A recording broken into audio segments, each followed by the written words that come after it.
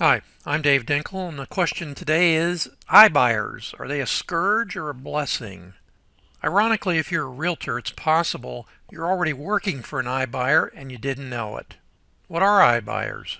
An iBuyer is a real estate investor that uses an automated valuation model known as an AVM and other technology to make cash offers on homes quickly. Since they rely on a mountain of data points on comparable home sales, an iBuyer will often purchase homes sight unseen. That's from Zillow.com. I suggest strongly that you go online and find out all you can about iBuyers and frankly mimic what they offer. The idea of a simpler, more convenient, and more certain real estate transaction has led to a new way to buy and sell homes. iBuyers represent a dramatic shift in the way people are buying and selling homes, offering in many cases a simpler, more convenient alternative to a traditional home sale. And that's from opendoor.com. Who are the iBuyers? AsIsNow.com, same day cash offer, no closing costs, no rehab, no commissions. ExpertHomeOffers.com, sell your home quick for free, 24-hour service. Knock specializes in buying sellers' homes when they're purchasing another one at the same time. That's not too hard.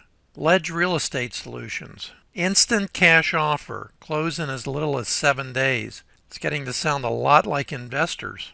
OfferDepot.com, owned by Keller Williams with sell now or list offers, and they get commissions of 1% and a fee of 6%. Check on each one of these. They may change. I did this survey about 3 or 4 weeks ago. OfferPad, offer within 24 hours, purchased 3,000 homes in 2018. It's the second largest iBuyer.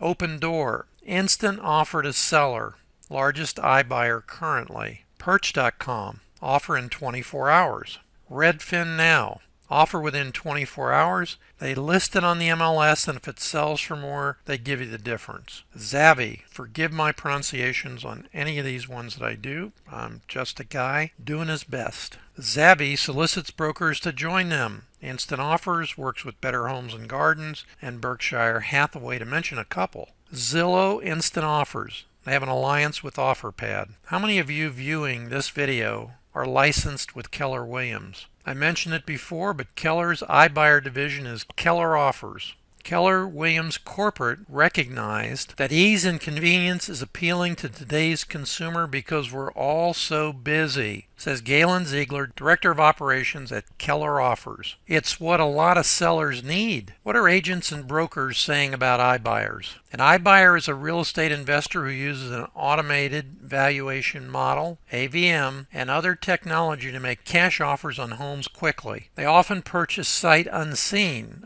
P.S. what agents call blind offers. We are very lucky to actually get a picture of a national iBuyer looking for properties.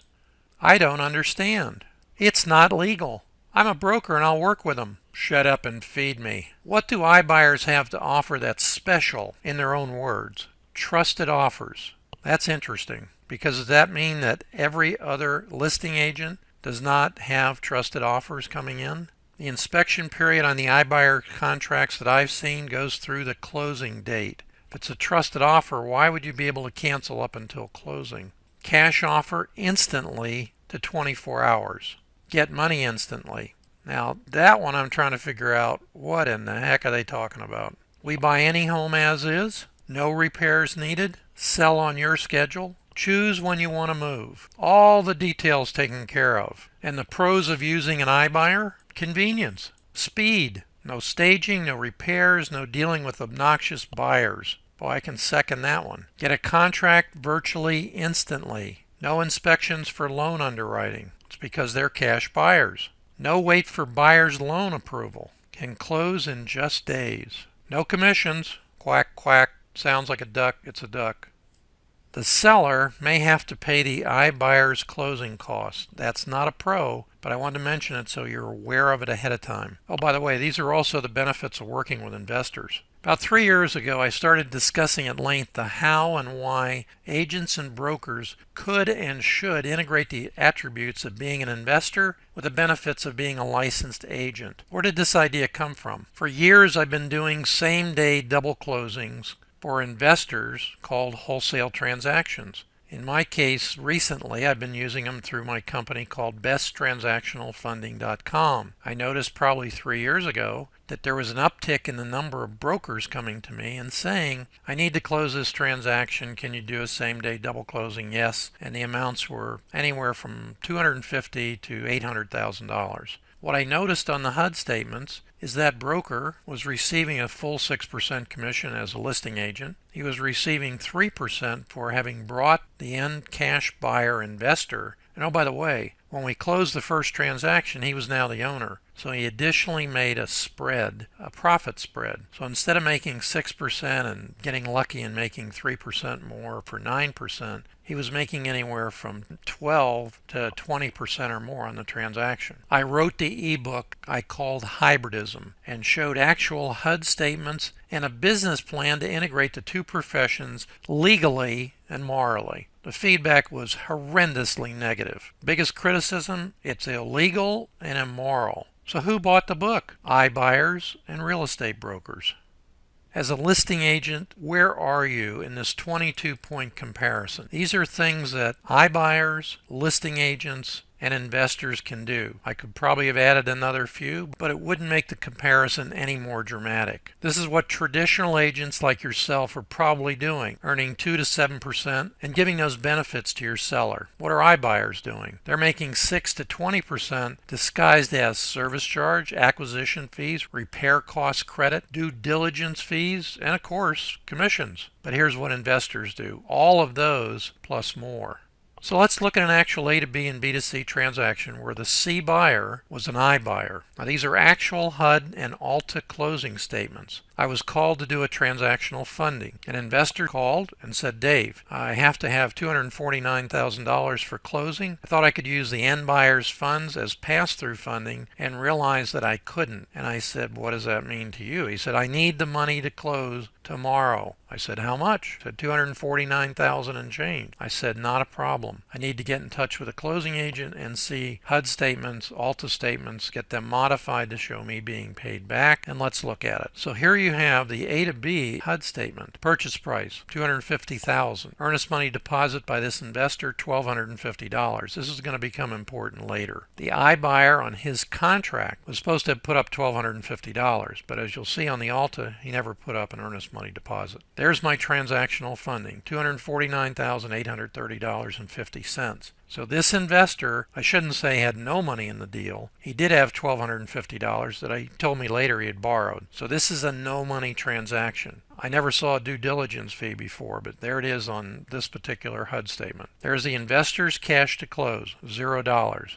This is the actual copy of my wire transfer payment to pay for this double closing. See the amount, $249,830.50. Looks like I undershot it by a dime. This is a typical no money transaction, 100% financing of the funds needed to close. The A to B double closing for the wholesale transaction. And again, if you think you need money, here's a good example. Go to besttransactionalfunding.com and you can see other examples of 100% financing on the A to B leg of a double closing. So let's look at the A to B HUD page 2, and I did this because of the agent's commission. The agent earned 4%, $10,000 over $250 on this particular transaction. Now let's figure out what happened on the price estimates for this property using their automated valuation models, or AVMs. AZ, I'm going to call it for lack of being able to pronounce it, was the lowest at $247,715. RealtyTrack.com, $336,000. Realtor.com, $354,700.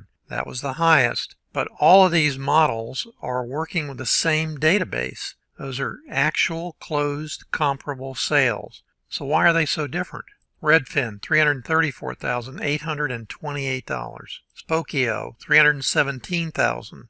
Trulia, $333,210, which is owned by Zillow, which came up with $333,000. Average price, $322,350 for that property using all the automated valuation models, proprietary software for each of these companies, and look at the difference in the prices. Without the low one, the average was $334,790. Now you can say to me, well, I know how to do comparable closed sales and I could get a better price. There is no better price. The only price that matters when you're going to sell a house is what you can get for it in the amount of time you have to sell it. So any of these prices are fine, and presumably Realtor.com doesn't buy properties, but you'd like to see them start buying them if they're going to pay that kind of price when everybody else is so far below that. So here's the B2C ALTA, page 1. Sales price $307,600. Remember, investor just paid $250 with closing costs slightly less. Sold it here for $307,600. Sounds like $57,600 profit spread, but let's see what happens. Service charge $21,532. Oh my gosh, it's exactly 7%. Quack, quack, quack. Sounds like a commission to me. Next is the repair credit, $30,108.24. 9.8%. Now this could have been larger, but I'm going to show you why it wasn't, because I've seen them be larger on other repair estimates, and obviously that could need more work on other properties. This is page 2 of the ALTA statement. I blocked out the agent that received a $769 commission, only 1/4%. Why in the world is that? I'll show you in just a moment, because the spread has gone from $57,000 to virtually zero. There's the transactional funding that I put up, $249,830.60, so that the investor had no money in the transaction other than the borrowed earnest money deposit. There's my transactional funding fee. It's 1% of the amount I funded plus a $50 wire fee. Now here's the tragedy in this. The investor's net profit shows $2,855.74. However, it includes him getting back his earnest money deposit of $1,250. So his actual net profit before his cost were $1,605.74 on a $250,000 transaction. How much did the iBuyer actually pay versus what they signed for on the contract? They signed for $307,000 as their purchase price. They had a due diligence fee,